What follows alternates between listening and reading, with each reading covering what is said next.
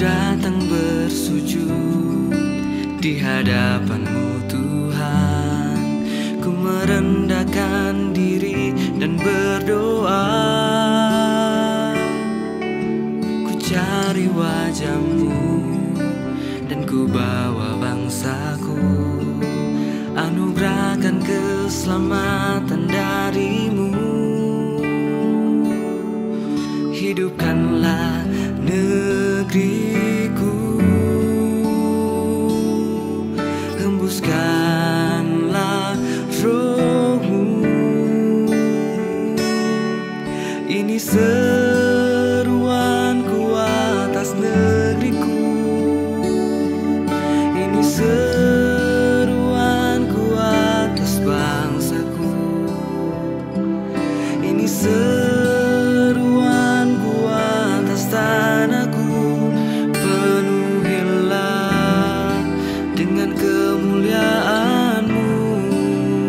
Banjirilah dengan Roh-Mu.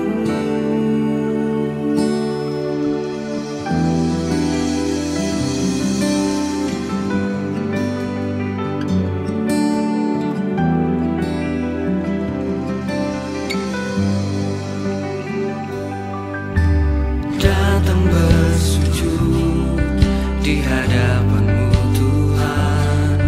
Ku merendahkan diri dan berdoa. Ku cari wajah-Mu dan ku bawa bangsaku. Anugerahkan keselamatan dari-Mu. Hidupkanlah negeriku, hembuskanlah Roh-Mu. Ini seruanku atas negeriku. Ini seruanku atas bangsaku. Ini seruanku atas tanahku. Penuhilah dengan kemuliaan-Mu. Banjirilah dengan Roh-Mu.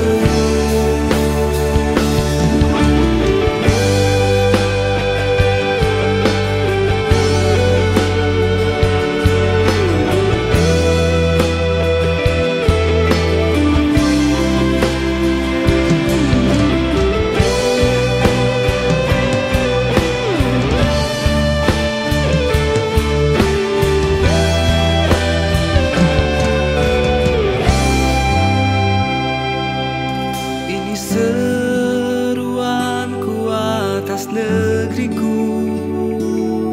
Ini seruanku atas bangsaku.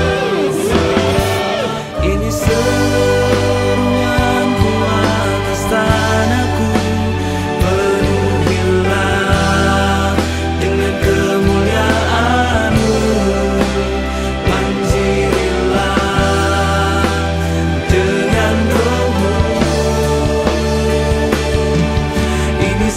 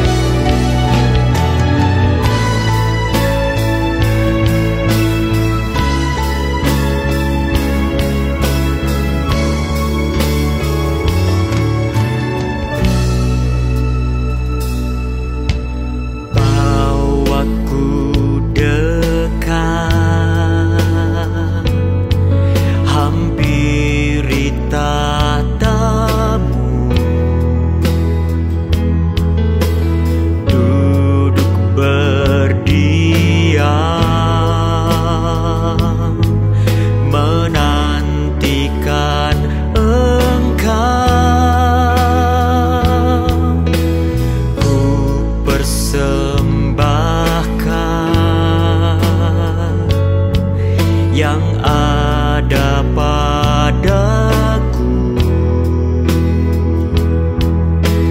Dengan segenap hati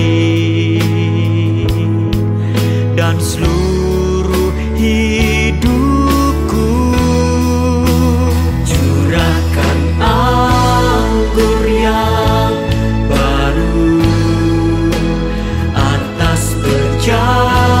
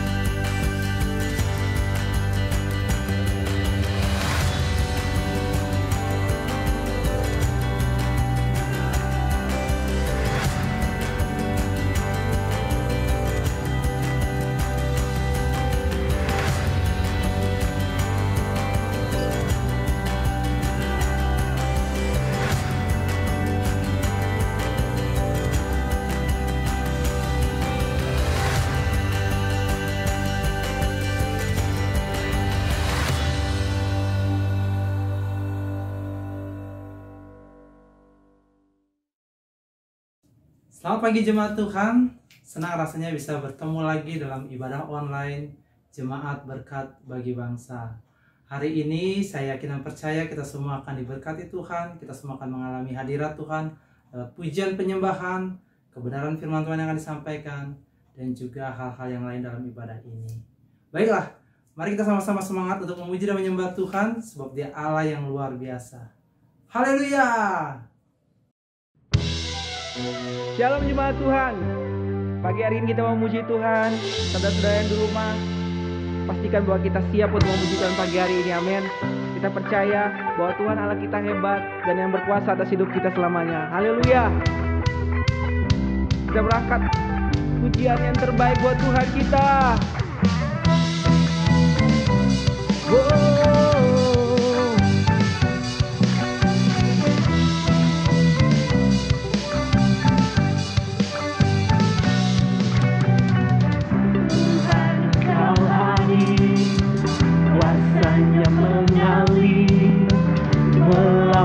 Setiap hari kami, Roh-Mu membebaskan, Roh-Mu membangkitkan, kebesaran-Mu dinyatakan, diselamatkan untuk menyembah. Datanglah kerajaan-Mu di dunia, di hadapan tahta-Mu seluruh jiwa menyatu, nyanyikan pujian senada dengan surga. Kami datang bersatu, sembah puji nama-Mu, semesta bersuka bersama dengan surga.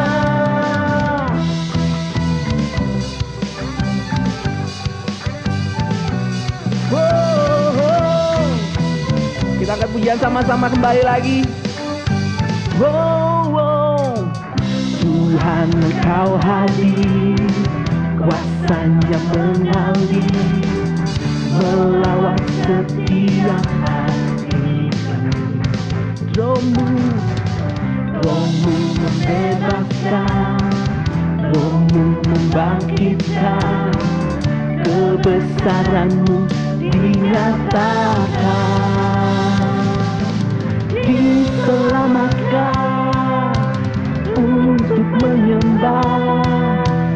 Datanglah kerajaan-Mu di dunia, di hadapan tahta-Mu seluruh jiwa menyatu, nyanyikan pujian senada dengan surga.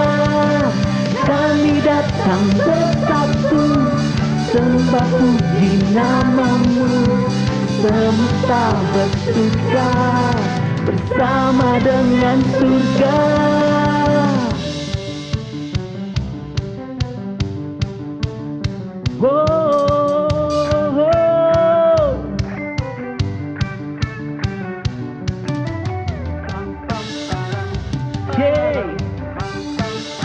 Tuhan kita hebat, Dia Allah yang berkuasa atas hidup kita semua.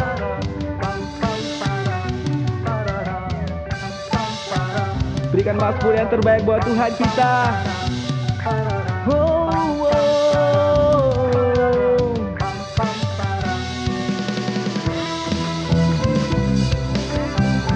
Bagi semua yang di rumah, kita angkat pujian sama-sama. Berikan hati kita, seluruh jiwa kita untuk Tuhan pagi hari ini. Amin.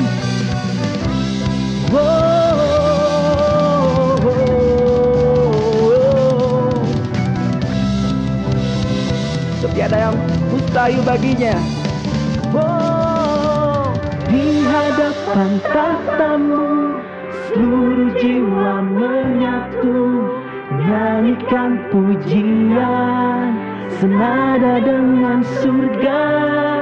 Kami datang bersatu, sembah puji nama-Mu, semesta bersuka bersama dengan surga. Di hadapan tahta-Mu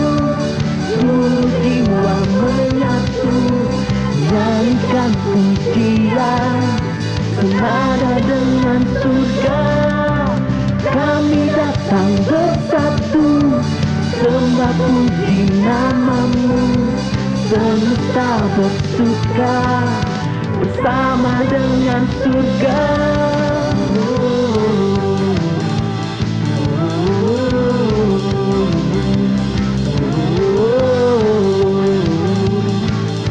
Bersama dengan surga.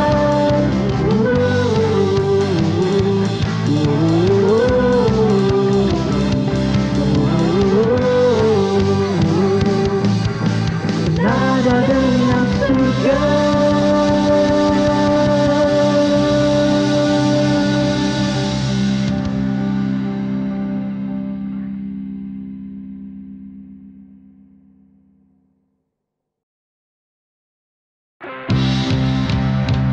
Kita akan melihat bersama ajaib Allah kita.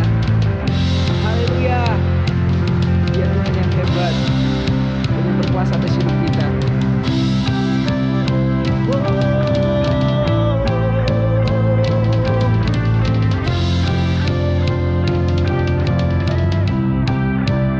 Katakan, Tak terbayang kebesaranmu dan tak terbanding kekuatanmu Tuhan. Kau megah bagiku, senang jiwa dan pengharapan tak ku serahkan untuk rencanamu Tuhan. Kau raja atasku, hanya kau yang layak ditinggikan.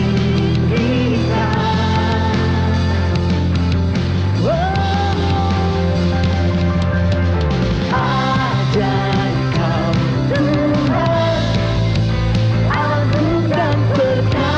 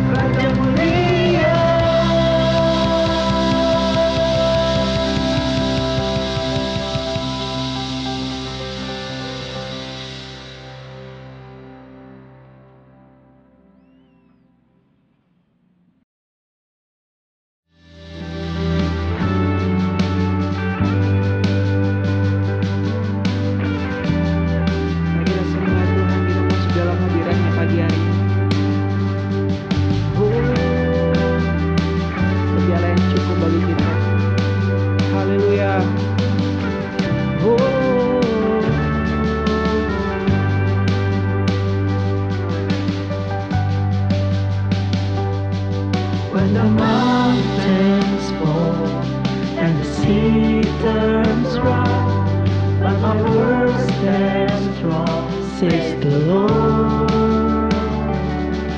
When the world gets down, feel a broken heart, but my love won't fail, says the Lord. Your love is powerful, we shall bow. Your love is mighty, the earth will shake. Your grace abounds in us, you are more than enough for me.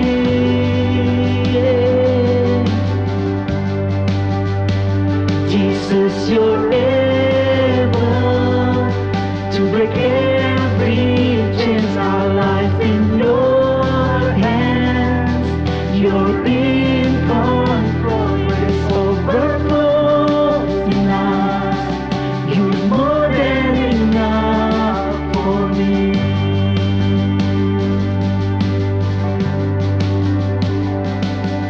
When the mountains fall and the sea turns round, but my word stands strong, says the Lord. When the world gets down, feel a broken heart, but my love won't fail, says the Lord. Whoa,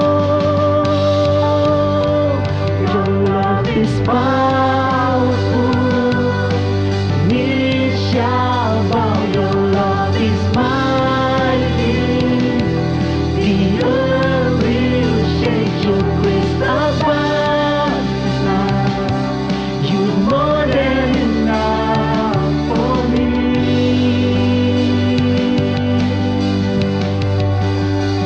Jesus, you're able to break every chains. Our life in your hands, you're in control. Grace overflows in us, you're more than enough for me.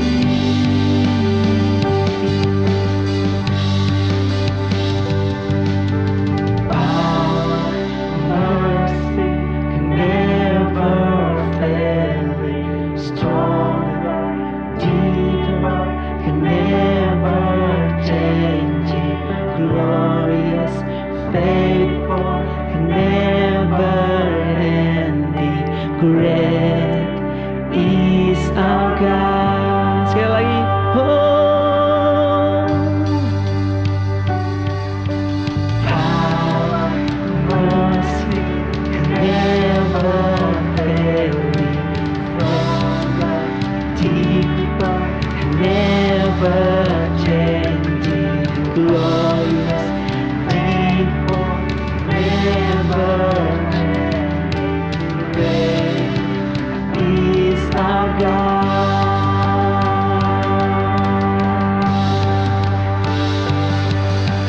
Power, mercy, never fail. Stronger, deeper, never change. Glorious, faithful, never ending. Great is our God.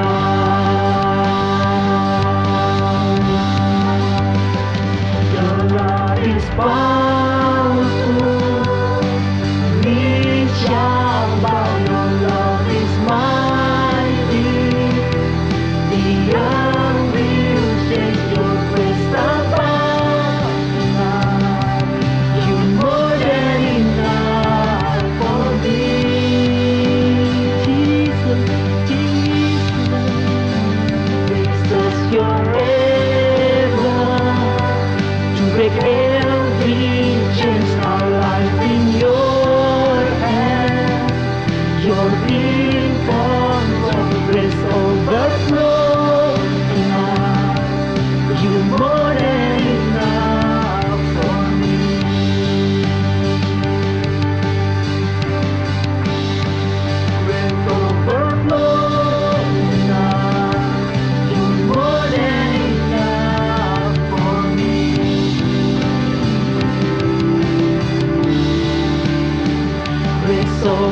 more than enough. You're more than enough for me.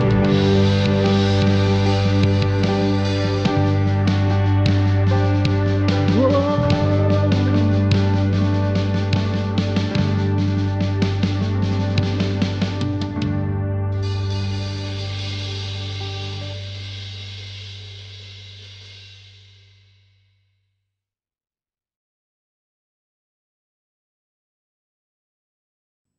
Selamat pagi, Bapak, Ibu, Saudara, Jemaat CB3. Apa kabar saudara semua?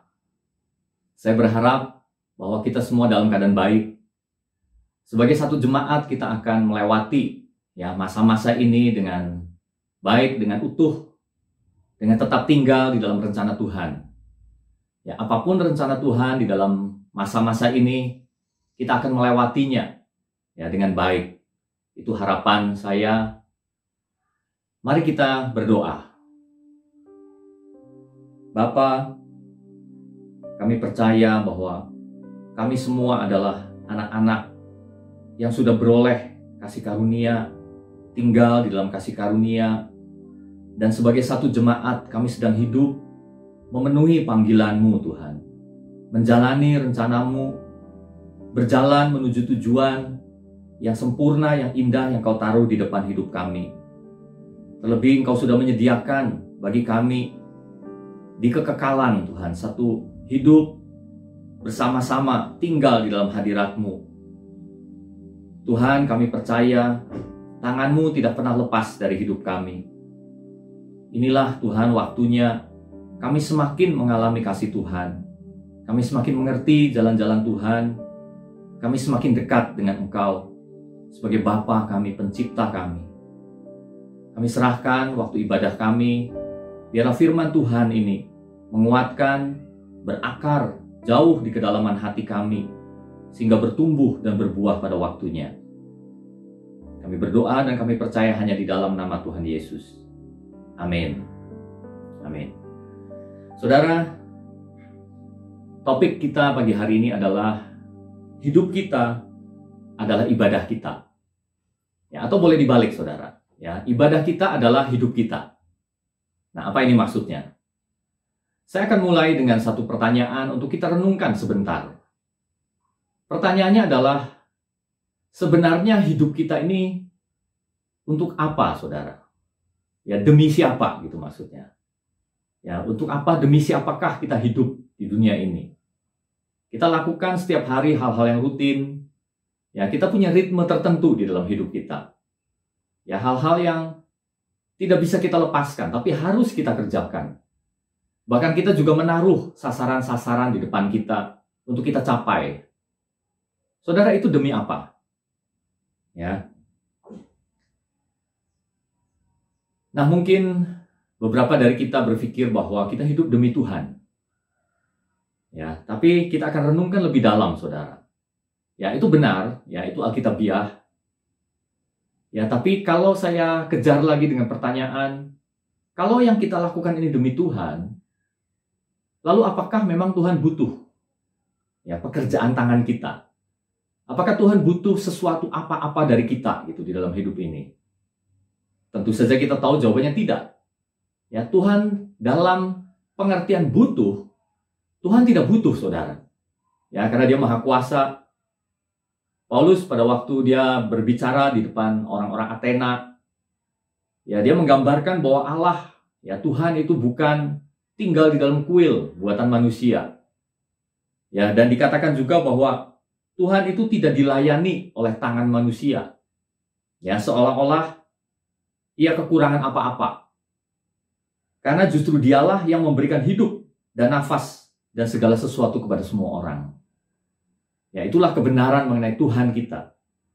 Jadi kalau kita katakan bahwa saya lakukan ini, lakukan itu untuk Tuhan, ya saudara, itu secara pengertian, ya kita betul, secara hati yang sungguh-sungguh, ya seperti untuk Tuhan dikatakan, ya di dalam Kolose. Apapun yang kamu perbuat, perbuatlah dengan sungguh-sungguh seperti untuk Tuhan. Ya, tetapi seperti, saudara. Ya, secara praktis, secara faktualnya, itu bukan untuk Tuhan. Ya, jadi untuk siapa? Saudara, saya akan mengajak kita kembali kepada teks yang banyak kita bahas pada awal tahun. Ya, yang menjadi tema tahun ini, yaitu 1 Tawarikh 28 ayat 9a. Ya, ayat 9a. Dan engkau, anakku Salomo, kenalah Allahnya ayahmu, dan beribadahlah kepadanya dengan tulus ikhlas dan dengan rela hati. Sebab Tuhan menyelidiki segala hati dan mengerti segala niat dan cita-cita. Daud menyuruh anaknya Salomo untuk beribadah kepada Tuhan dengan tulus ikhlas dan dengan rela hati. Ya, untuk beribadah. Nah, ibadah yang dimaksud di sini bukan ibadah dalam arti sempit. Ya, maksudnya dalam arti aktivitas kita di gereja atau yang kita sering sebut sebagai kegiatan-kegiatan rohani, ya, pelayanan, ya, kesibukan kita di jemaat Tuhan, ya, atau mungkin seminggu 1 kali datang ke ibadah. Bukan ibadah dalam pengertian itu, kita semua tahu. Tetapi ibadah yang dimaksud di sini adalah dalam arti yang seluas-luasnya, di mana itu adalah hidup kita. Ya, setiap hari, setiap waktu, apa yang kita kerjakan, hidup kita. Nah, saudara, kalau kita lihat akar kata dari kata ibadah ini di dalam teks kita, itu artinya di dalam bahasa Inggris adalah to labor, to work. Ya, bekerja artinya. Ibadah sama dengan bekerja. Ya, avad. Nah, ini adalah kata yang sama yang dipakai di awal-awal kitab Kejadian. Digambarkan pada waktu belum ada tanam-tanaman di bumi. Ya, Tuhan belum menurunkan hujan di bumi. Dan dikatakan belum ada orang yang mengerjakan tanah. Ya. Nah, kemudian pada waktu Tuhan menciptakan Taman Eden, dan Tuhan menempatkan Adam dan Hawa di dalam Taman Eden, maka tugas mereka adalah mengusahakan dan memelihara taman itu. Nah, mengusahakan di sini memakai kata yang sama yang dipakai di sini, diterjemahkan menjadi ibadah. Ya, jadi ibadah adalah pekerjaan kita. Ya, yang kita lakukan sehari-hari, setiap hari dalam hidup ini. Saudara, kalau kita perhatikan konteks pidato Daud ini, ya, di mana akhirnya muncul ayat yang kita baca tadi, dari awal pasal 28, itu adalah fokusnya pada pembangunan bait Allah. Ya, jadi di situ Daud mengumpulkan, ya, semua bangsanya, maksudnya orang-orang kunci, ya, para pegawainya, pahlawan-pahlawannya, para kepala suku, ya, kepala perbendaharaan dan lain sebagainya. Dan di situ ada anaknya Salomo. Dan di situ Daud menyampaikan, ya, banyak kata-kata di mana fokusnya adalah dalam rangka membangun bait Allah. Nah, di dalam ayat kedua, ya, 1 Tawarikh 28 ayat 2 saya akan bacakan. Lalu berdirilah Raja Daud dan berkata, dengarlah, hai saudara-saudaraku dan bangsaku. Aku bermaksud hendak mendirikan rumah perhentian untuk tabut perjanjian Tuhan dan untuk tumpuan kaki Allah kita. Bait Allah itu adalah rumah perhentian untuk tabut perjanjian Tuhan dan untuk tumpuan kaki Allah kita. Ya, kita akan fokus di situ untuk kita lebih memahami ibadah kita ini sebenarnya untuk apa.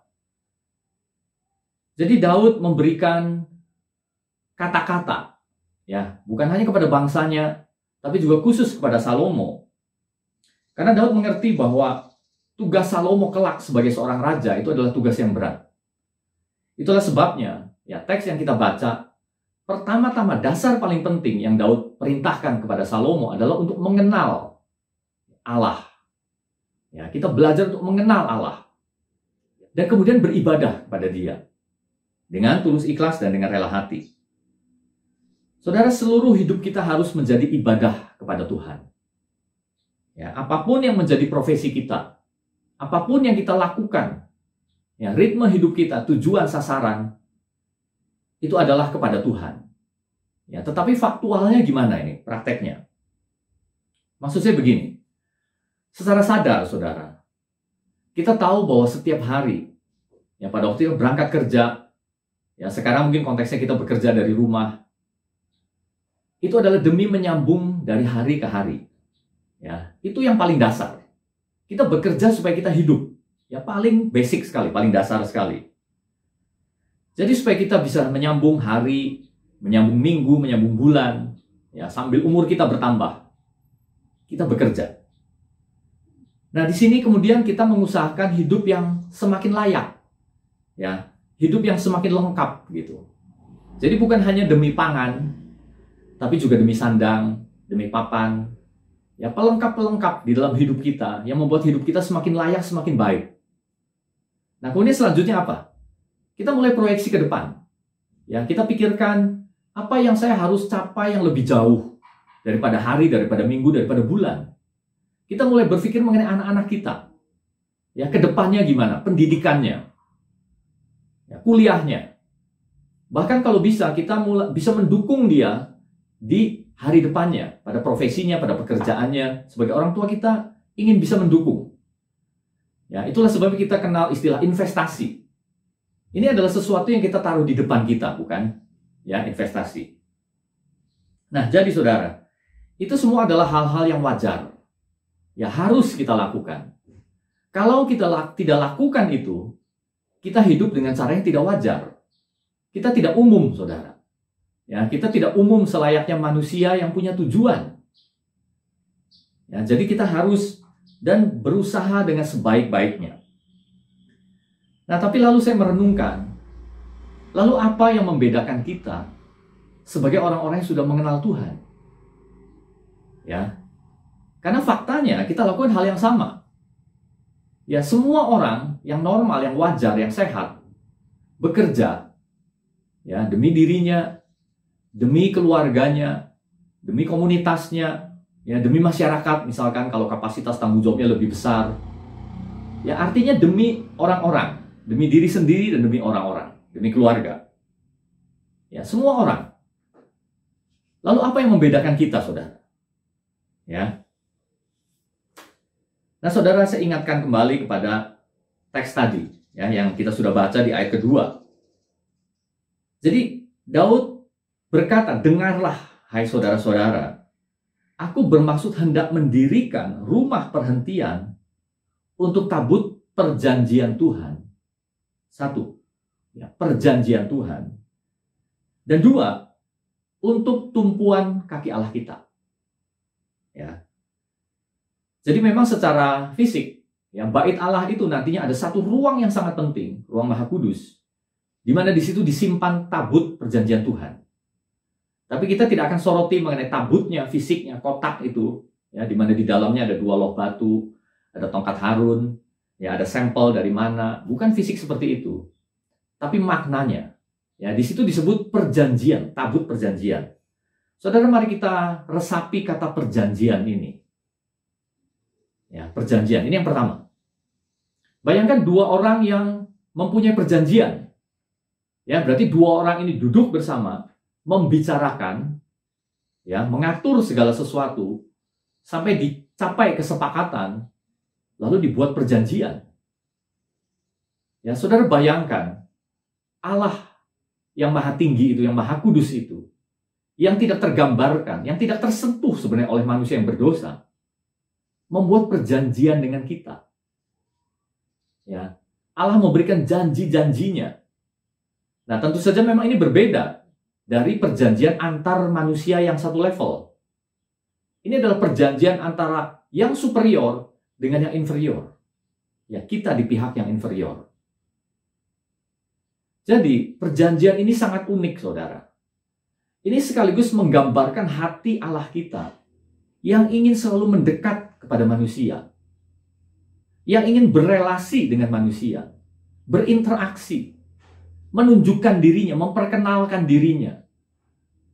Allah melihat kejatuhan manusia ini begitu jauh dari semua standar-standar Tuhan, tapi Tuhan lalu mendekat kepada manusia, ya, menjamah manusia, ya, dengan pekerjaannya, dengan firman-Nya, dengan kata-katanya, dengan semua karyanya, janji-janji Tuhan, sehingga manusia yang di bawah ini, yang jasmani ini, yang mortal ini, bisa bersentuhan dengan Allah. Ya, kalau bukan Tuhan yang mengambil inisiatif, seumur hidupnya, selama-lamanya, manusia tidak mungkin sampai kepada Tuhan. Bagaimana caranya, saudara? Ya, bagaimana kita menjangkau Tuhan? Nah, jadi Jadi ini penting sekali mengenai perjanjian. Ya, sepanjang Alkitab kita, ya dari mulai perjanjian lama. Nah, saudara pernahkah berpikir mengapa Alkitab disebut dibagi dua kan? Perjanjian lama dan perjanjian baru. Ya, dari namanya saja sudah pakai kata perjanjian. Ya, testament. Old Testament, New Testament, dari kata testamentum. Ya, diterjemahkan juga dalam bahasa Inggris covenant. Ya, satu perjanjian. Jadi di sepanjang Alkitab, ya kita membaca, kita bisa menangkap Dia adalah Allah yang maha kuasa, yang maha tinggi itu. Ya, tetapi bahkan sebelum manusia jatuh, ya Adam dan Hawa, saudara ingat, itu namanya perjanjian antara Tuhan dengan Adam dan Hawa.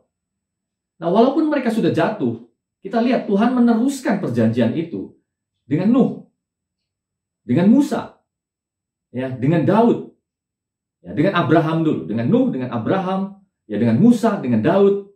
Dan pada akhirnya saudara tahu, perjanjian itu digenapi di dalam anaknya yang tunggal, Yesus Kristus, dengan darahnya sendiri. Pada waktu dia turun dari sorga, ya tinggal bersama-sama dengan manusia, dan akhirnya dia memberikan nyawanya, darah yang dicurahkan. Yesus katakan apa? Inilah darahku, darah perjanjian yang ditumpahkan bagi banyak orang. Ya, darah Yesus ditumpahkan. Supaya apa? Supaya dosa kita diperdamaikan. Dosa kita tidak dilihat lagi oleh Allah. Diampuni secara total. Karena kita dibasuh. Dibasuh dengan darah Yesus. Memulihkan hubungan kita dengan Tuhan. Menggenapi semua janji-janji Tuhan yang selalu ingin mendekat, selalu ingin berelasi, selalu ingin menyentuh, menjamah, masuk di dalam hidup manusia. Dan akhirnya Tuhan memberikan Roh Kudus-Nya. Ya, dengan Kristus, maka Roh Kudus tinggal di dalam diri kita. Ya. Saudara, itu janji. Itulah yang membedakan kita dengan orang-orang yang belum mengenal Tuhan.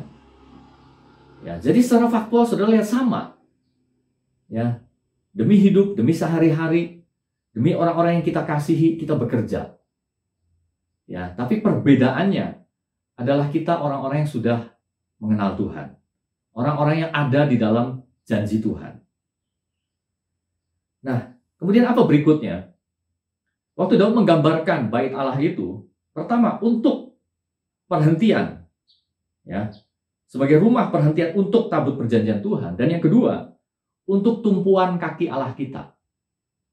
Ya, saudara tentu saja maksudnya bukan secara hurufiah bahwa ada kakinya Tuhan bertumpu di atas rumah bait Allah itu. Tetapi maksudnya adalah menyembah, saudara. Ya, tumpuan kaki Allah berarti disitulah kita menyembah. Ya, kepada pribadi itulah kita menyembah, karena kakinya bertumpu di situ. Ya, jadi menyembah Tuhan, saudara. Bagaimana kita menyembah Tuhan? Ya, kalau di dalam perjanjian lama ada bentuknya, ya ada upacaranya, ada ritualnya. Ya, misalnya dengan korban, ya ada tujuannya. Tapi inti terdasar dari persembahan, dari korban adalah persembahan, menyembah. Ya. Tetapi di dalam perjanjian baru, kita tidak lakukan lagi, ya seperti orang-orang Yahudi. Jadi bagaimana kita menyembah Tuhan, saudara? Ya, nah ini juga kita akan bicara mengenai hal yang praktis. Ya, maksud saya praktis adalah yang ada di dalam hati kita, di dalam pemahaman kita. Ya. Nah, saya ingin ingatkan kita kepada satu khotbah dari orang yang namanya Stefanus di Kisah Para Rasul pasal 7. Di depan para orang-orang yang menuduh dia, ya, pemuka-pemuka agama, ahli Taurat, pemimpin-pemimpin orang Yahudi. Di situ Stefanus menyampaikan seperti satu khotbah. Dan Stefanus mereview, ya, di masa lalu, di masa perjanjian lama, di masa periode 40 tahun, pada waktu nenek moyang mereka mengembara di padang gurun. Ya, lalu dikatakan, apakah kamu mempersembahkan kepadaku korban sembelihan dan persembahan selama 40 tahun di padang gurun itu? Dia bertanya. Tidak pernah, jawabannya. Tidak pernah. Malahan kamu mengusung kemah Molok dan bintang Dewa Revan. Ya. Nah, saudara, apakah selama 40 tahun itu mereka sungguh-sungguh tidak pernah, yang membangun mezbah, membakar korban. Ya bukan itu pengertiannya saudara. Ya mereka lakukan itu. Ya karena itu diperintahkan Tuhan. Tetapi mengapa Stefanus mengatakan tidak pernah? Karena Tuhan melihat hati, saudara. Ya, Tuhan melihat hati. Nah, kalau kita lihat apa yang Daud katakan kepada Salomo, bagaimana dia harus beribadah kepada Tuhan, itu dengan rela hati, ya, dengan tulus ikhlas dan rela hati. Nah, tulus ikhlas ini artinya perfect, ya, perfect bukan dalam arti sempurna, ya, tetapi perfect maksudnya utuh, ya, utuh seluruhnya, gitu, whole, satu wholeness, satu keseluruhan, totalitas, gitu, dari hati. Ya, itu maksudnya ibadah. Nah, jadi pada waktu Stefanus mereview mereka 40 tahun di padang gurun, kamu tidak pernah beribadah, tetapi inilah yang kamu usung. Ya, inilah yang kamu angkat, yaitu kemahnya Molok dan bintang Dewa Revan, berhala, saudara. Ya, ada berhala di dalam hidup mereka. Lalu kalau kita perhatikan lagi kondisi mereka, kita tahu bahwa mengapa akhirnya 40 tahun, ya, ditambah 38, karena itu sudah 2 tahun, kemudian Tuhan tambah 38. Jadi titik itu, ya, awal dari masa 40 tahun itu, adalah pada waktu mereka ingin menyeberang ke sungai Yordan, lalu mereka memberontak kepada Tuhan di situ. Ya, mereka memberontak, mereka katakan, tidak mungkin kita bisa masuk ke sana. Ya, penduduknya, wah, itu semua raksasa. Kita melihat diri kita tuh seperti belalang. Dari 12 orang yang mengintai negeri itu, 10 orang mengatakan seperti itu, pesimis, dan mereka menolak. Ya, mereka tidak percaya, dan mereka tidak setuju dengan tujuan Tuhan, supaya masuk menyeberang sungai Yordan itu. Ya, hanya 2 orang yang tetap setia, Kaleb dan Yosua. Jadi karena 10 orang ini, ya, tidak setia, tidak sepakat dengan tujuan Tuhan, tidak mau masuk ikut di dalam janjinya Tuhan, maka Tuhan menyuruh mereka semua putar balik. Baik, kamu putar balik. Habiskan 38 tahun tambahan di padang gurun, putar-putar terus di padang gurun, sampai semua dari mereka yang berumur 20 tahun ke atas habis, mati. Umurnya habis di padang gurun. Ya, mayat mereka berhantaran, gitulah. Ya, mereka habis di padang gurun, saudara. Satu hidup yang tanpa makna. Ya, mereka nyaris masuk. Ya, kalau dilihat dalam perspektif mereka, mari kita bayangkan, saudara. Ya, mereka nyaris masuk. Tapi mereka harus balik arah, berputar-putar lagi di padang gurun, sampai mati. Ya. Jadi, saudara, di satu sisi kita bisa melihat, ya, bahwa memang hidup kita ada di dunia ini. Ya, umur kita pasti habis. Ya, selesai di dunia ini. Artinya suatu saat kita akan mati. Ya, bukankah di satu sisi mirip, saudara? Ya, mereka seperti menyambung hidup saja dari hari ke hari. Ya, menyambung hidup. Tetapi mereka orang yang tanpa janji Tuhan. Ya, itulah sebabnya, saudara, hati mereka begitu sulit untuk menyembah Tuhan. Mereka begitu tertarik, ya, bagaimana mengisi kekosongan makna ini. Caranya dengan berhala. Ya, baik, saya hanya akan ada di padang gurun ini. Ya, karena mereka dengar pada waktu Tuhan melalui Musa menjatuhkan vonis itu. Saya umur 25. Berarti saya tidak akan pernah melihat negeri itu. Ya, saya 20 tahun ke atas. Saya akan mati di padang gurun ini. Bagaimana saya bisa menikmati hidup di padang gurun? Ya, mereka mendapati bahwa mereka tidak mewarisi janji itu. Jadi ada apa, saudara? Ada satu keputusasaan. Ada makna yang nihil di situ. Ya, tidak ada makna hidupnya. Hanya padang gurun, saudara. Ya, bukan perkotaan. Ya, bukan satu lembah yang subur. Ya, bukan negeri yang mereka bisa enak duduk nyaman. Ya, tapi mereka harus berjalan terus. Ya, perkemahan itu bergerak terus. Ya, bergerak terus. Mereka tinggal sementara waktu, lalu tiang api itu bergerak lagi, mereka jalan lagi. Terus menerus seperti itu. Mereka melihat dirinya semakin tua, badannya semakin lemah, dan mereka tahu mereka akan mati di situ. Jadi mari kita cari berhala, sesuatu yang menyenangkan di dalam hidup ini. Ya saudara, akhirnya mereka mengusung patung Dewa Molok dan bintang Dewa Revan. Ya saudara lihat, itulah yang disembah oleh orang yang putus asa, yang tanpa makna, saudara. Sekaligus saya ingin mendorong kita semua. Saudara, kita memang hidup di dunia yang sudah jatuh.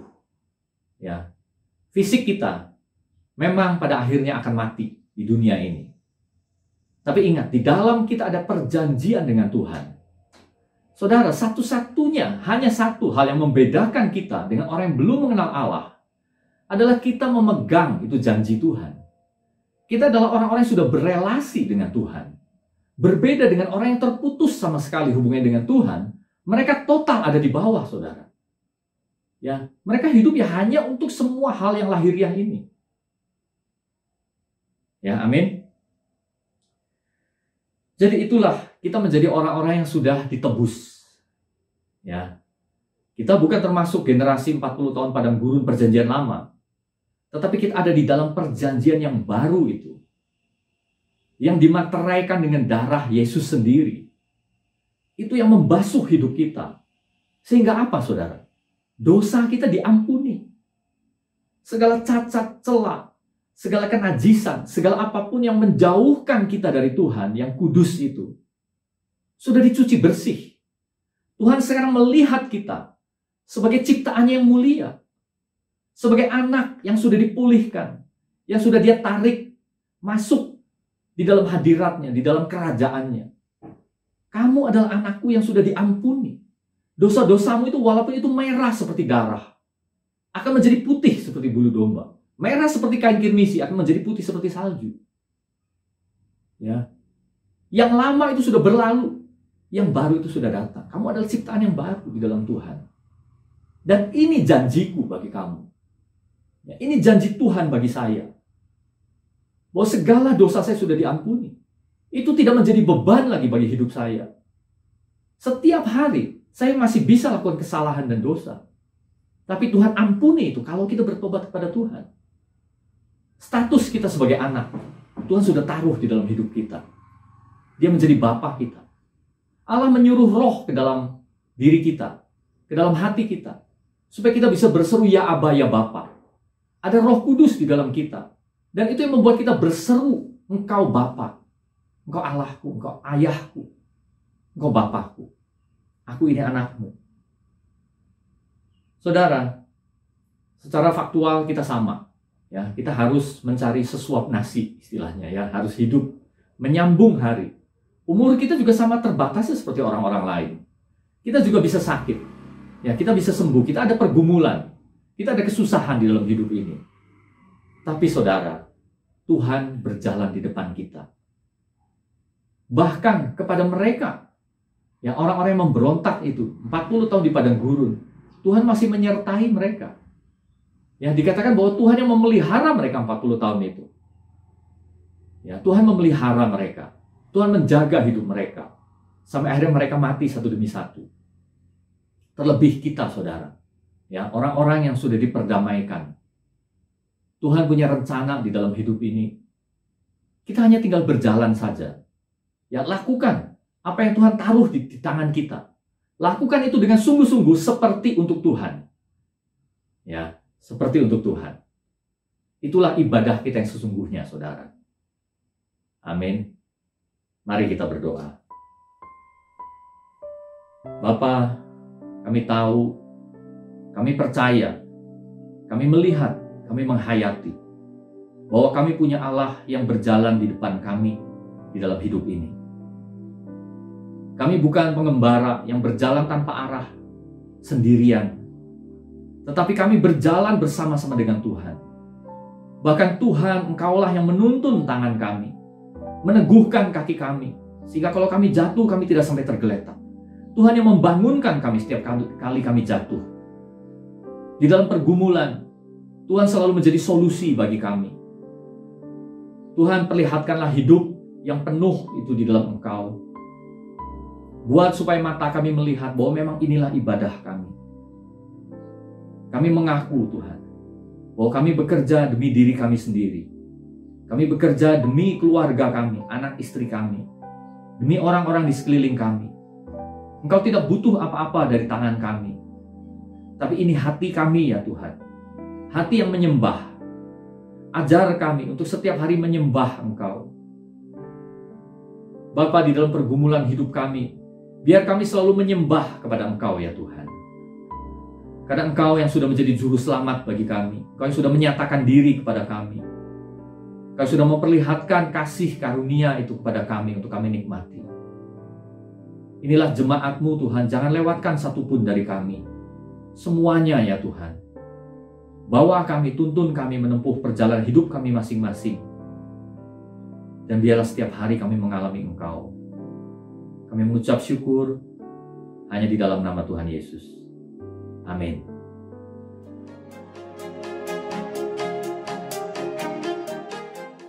Wow, firman Tuhan yang sangat menguatkan. Dan saya percaya firman Tuhan tersebut akan membuat iman kita semakin bertumbuh dan semakin kuat di dalam Tuhan. Dan hari ini, bagi saudara yang baru pertama kali bergabung dalam ibadah online Jemaat Berkat Bagi Bangsa, kami mengucapkan selamat datang, selamat bersekutu di dalam ibadah online ini. Kami sangat senang jika Bapak, Ibu, atau saudara bisa mengklik alamat website ini, yaitu di gb3.org/new visitor. Silahkan klik link ini, karena kami ingin mengenal Bapak, Ibu, Saudara lebih jauh lagi. Dan sekarang kita akan memberikan persembahan. Tapi sebelum kita memberikan persembahan, saya mau menyampaikan sebuah ayat buat kita semua. Terambil dalam kitab Keluaran pasal 35, ayat yang ke-21. Sesudah itu datanglah setiap orang yang tergerak hatinya, setiap orang yang terdorong jiwanya, membawa persembahan khusus kepada Tuhan untuk pekerjaan, melengkapi kemah pertemuan dan untuk segala ibadah di dalamnya dan untuk pakaian kudus itu. Nah, waktu ini, saat ini terjadi adalah ketika umat Israel ingin membangun bait Allah, kemah suci. Dan mereka semua hatinya tergerak dan mereka membawa persembahan yang terbaik yang mereka miliki kepada imam besar pada waktu itu, sehingga pembangunan kemah suci itu bisa berjalan dengan baik dan kemah suci ada pada saat itu. Dan hari ini kita juga mau sama seperti mereka yang memberikan persembahan yang terbaik buat Tuhan. Dan itu akan digunakan untuk pembangunan rumah Tuhan dan pelayanan gereja. Mari kita memberi, tapi sebelum memberi, kita berdoa bersama-sama. Mari kita berdoa. Bapa di surga, terima kasih buat hari ini. Terima kasih buat hadirat-Mu di dalam hidup kami, juga di dalam ibadah hari ini Tuhan. Terima kasih buat firman-Mu yang disampaikan hari ini yang menguatkan hati kami. Kami sekarang mau memberi persembahan, kami berdoa di dalam nama Tuhan Yesus, biar Tuhan menguduskan dan memberkati persembahan kami, sehingga persembahan ini bisa menjadi berkat bagi pembangunan tubuh-Mu. Di dalam nama Tuhan Yesus, kami mau memberi dengan penuh sukacita. Amin. Nah, Bapak Ibu, persembahan kita semua dapat dikirimkan melalui bank transfer, yaitu ke rekening berikut ini. Dan saatnya kita akan melihat pengumuman dalam sepekan. Selamat menyaksikan.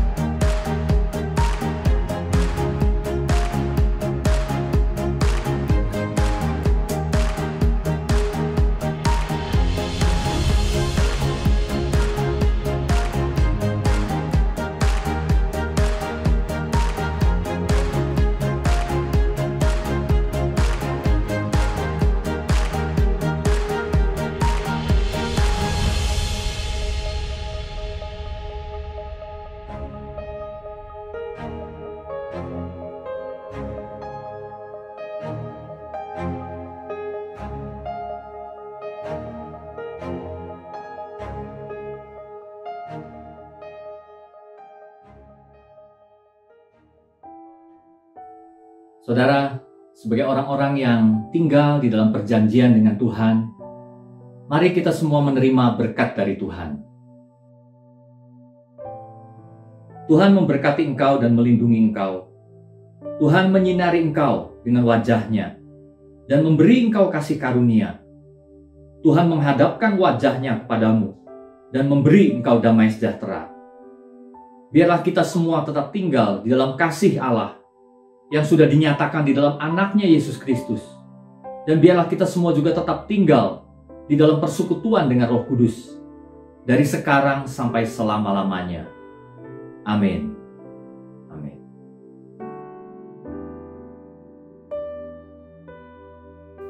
Demikian ibadah online kita hari ini. Saya yakin dan percaya kita semua pasti diberkati oleh Tuhan. Dan jangan lupa, Jemaat Berkat Bagi Bangsa juga akan menyelenggarakan ibadah offline atau ibadah di dalam gedung gereja. Untuk waktunya akan informasikan selanjutnya. Dan jemaat diharapkan untuk mempersiapkan masker juga face shield. Jadi sudah mulai bisa dipersiapkan dari sekarang ya. Dan sampai jumpa pada ibadah online minggu depan. Tuhan memberkati.